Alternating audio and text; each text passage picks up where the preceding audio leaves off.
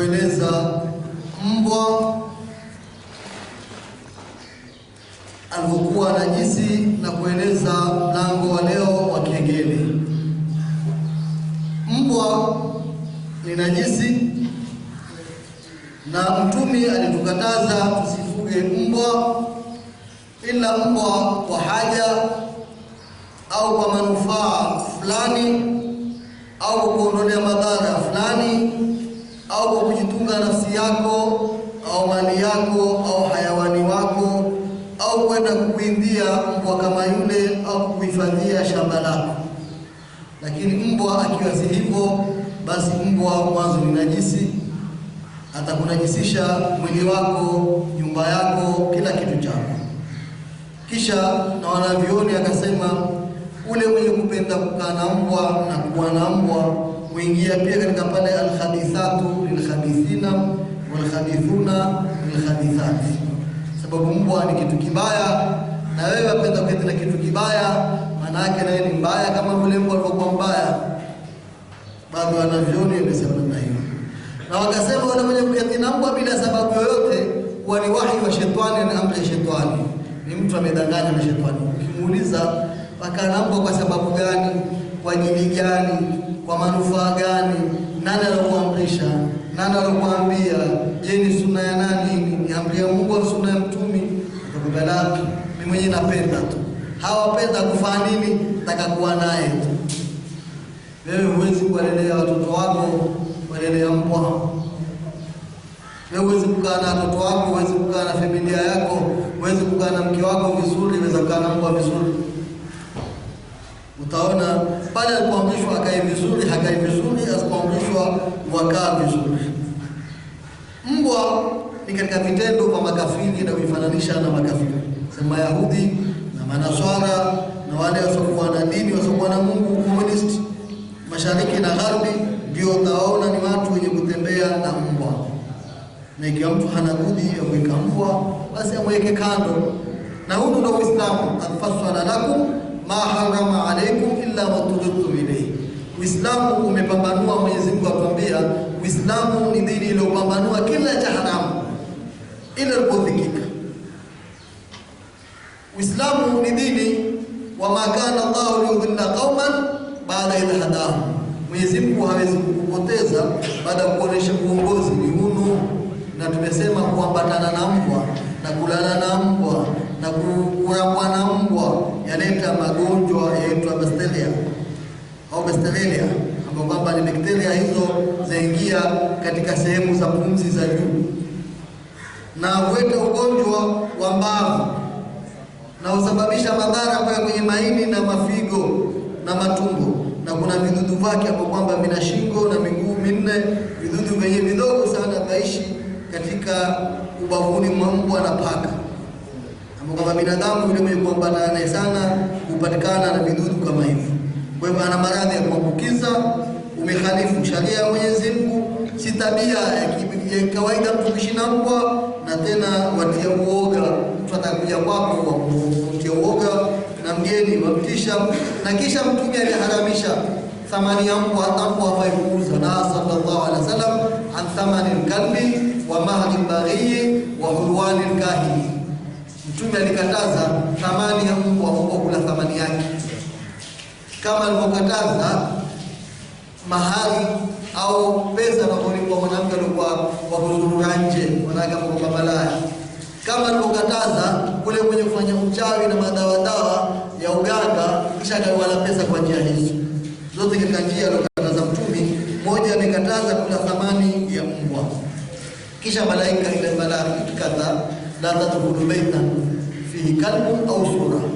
Kuna hadithi inasema kwa malaika hawaingii nyumba yenye picha au masanamu na picha kama ile ina mbwa. Malaika hawaingii. Malaika gani? Malaika kuomba istighfar, malaika kuhifadhi, malaika wa rahma. Kwa hivyo nyumba yako ukishakuwa na mbwa, rahma haingii. Nyumba yako ukishakuwa na mbwa, istighfar za malaika usipati. Nyumba yako ukishakuwa na mbwa, malaika yenye kuhifadhi, wa hakuna. Umeondoa ulinzi wa malaika, umeweka ulinzi wa mbwa. Umeondoa istighfar, umeweka adhabu. Umefukuza malaika, umetia shetani. Sababu mahali nyumba yenye mbwa, basi nyumba kama ile haiwi na malaika. Na ndio tunaona hata katika sunna ya mtu akichemua tuseme alhamdulillah. Na Mtume akasema ule mwenye kwenda minyayo akafananishwa la turawi au la tatathab au la tawi waadhibi.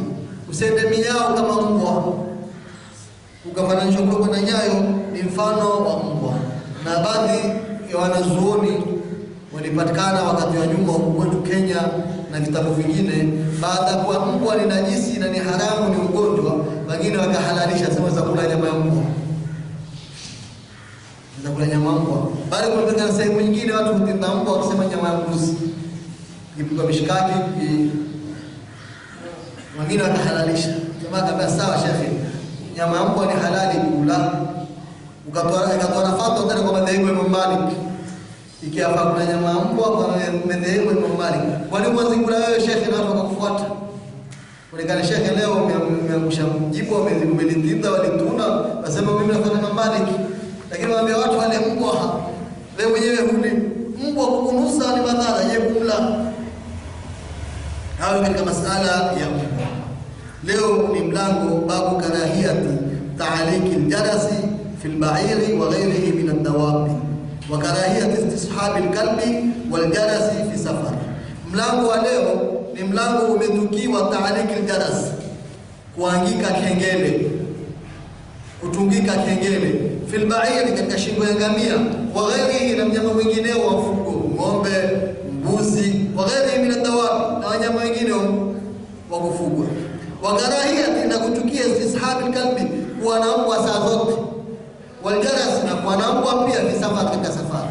Ukawewe ukisafiri wote kama wale watu wa zamani tunapoona, au mila nyingine za makabila fulani tunazitaja za bara, au tunazitaja makabila mengine ya mwa kwetu, mtu akisafiri au akitembea mpaka usiku kwa nikijibu na kisharo chake. Tunaona mwenye kijibu na kijibu iko nyuma kufuata. End up. Basi kuna wengine wakisafiri hawezi kusafiri peke yake mpaka na kijibu kiko. Amepanda ngamia na kijibu kiko nyuma. Yuko na ng'ombe wake na mbuzi na kijibu kiko nyuma. Yuko na punda wake asafiri na kijibu kiko nyuma. Wengine mpaka wako na kigari chake, mpaka na gari pembeni peke yake mpaka na kijibu chake. Sharia basi imekataza watu kusafiri na mbwa na kengele. Na Mtume akisema la tashabi malaika rufqatan fiha kalbun au jarasu. Malaika hawako safari hiyo, wala ufuati msafara wenyewe wenye kuwa na mbwa au kengele. Na tabia nyingine ni tabia ya kengele. Na zamani zilikuwa, na sasa bado wengine wakaendelea nazo. Zamani ilikuwa makanisa ya makengele, watu kuingia kanisani na watu kutoka kanisani kuna kengele. Na mashule ilikuwa na kengele, kuna shule kuna kengele, kutoka kengele. Kisa nyingine zimeanza kuondoka. Zamani kulikuwa na makoti, temu ya koti kwa kengele, na sema basi temu ya koti iendelea kesi kupigwa kengele. Kwa mikengele ikilia, ndio Mtume akasema al-jarasu min mazamiri shaytan. Hadithi nyingine al-jarasu mazamiru shaytan. Kengele ni mazumari ya shetani, kwa sababu mahali kwenye kengele ndio mahali kwenye shetani. Shetani wapenda za kengele. Na ndio mila za Kiyahudi na ndio mila za Kikristo kutumia kengele kila mahali. Sio mila za Kiislamu kutumia makengele. Ndio wakati wa Mtume sallallahu alaihi wasallam, masahaba walimwambia Mtume, sisi tunataka tupate jambo la kuita watu kuja msikitini kuswali. Je, sasa tufanye nini?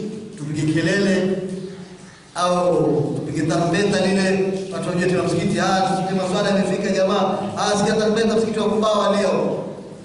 Sala tayari alfajiri hiyo, magharibi hiyo, kwa mwadhini tarumbeta nalia. Upigwe tarumbeta au upigwe kengele. Ni kengele kwa jamaa msikitini mwaitwa. Ikarusha huko ile kengele ile tarumbeta. Siku hiyo Mtume alikuwa amelala na maswahaba zake, na miongoni mwa maswahaba wake mmoja ni Abdullah ibn Zaid. Akaingiliwa na Jibril, akaoteshwa muadhini, muadhini wa vipi? Akaambia watu mtu msikitini, basi niteni kwa muadhini.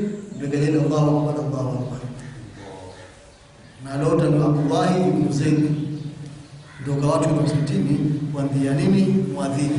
Akaambiwa kama ni tarumbeta basi ni katika Mayahudi wakitana katika ibada zao, ama kengele ni Wakristo wakitana katika makanisa yao, na sisi Waislamu hatufai kufanana. Ndio hata ukienda na nyumba yako na kengele au katika simu yako na alam ya kuita, basi zengea alam nzuri uweke ya kumtaja Mungu au ni kasida au jambo lolote, lakini usitukue ikawa ni muziki aliyeeleweki ya Kichina na Kijerumani ya kinini ya kitu au jamaa ikakengele salamu alaykum ya nzuri na kisha imekuwa salamu alaykum. Simu akipiga mtu salamu alaykum, lakini sio simu au makengele tutumie ndani ya majumba, kengele ambapo kwamba sio nzuri. Na kengele Mtume sallallahu alaihi wasallam alikuwa akitukia kwa sababu katika mazumari, na Mtume alikuwa hapendi zumari. Alipopita mahali Mtume sallallahu alaihi wasallam akamwona mtungaji apiga zumari lake, piga zumari, Mtume akamwambia, akaziba mashikio. Umefuatana sana Umar, kama sana Umar nasikia, ambaye nasikia kenda kama nasikia, nasikia asisikie kama sasa, akatoa kidole. Na ndio nimeambiwa ni vizuri mahali kama kuna mka kwa kupiga tarumbeta, kwa kupiga bendi, kwa kupiga sumbaropa. Sasa watu hawasikizi bana, sumbaropa tu kusikiza wewe. Sikia nyimbo zamani kwa kimbo, tukasema kutoka kwa wadogo sisi jamaa. Nyimbo ni nini? Usisikize. Sio usisikie, masikie uwezi kusikia, lakini usisikize. Pata ipite tu kama upuzi.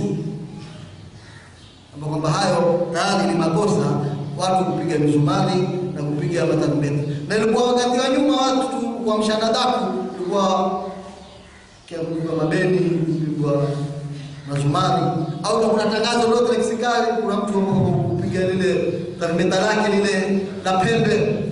Haya mgambo ikilia kuna jambo.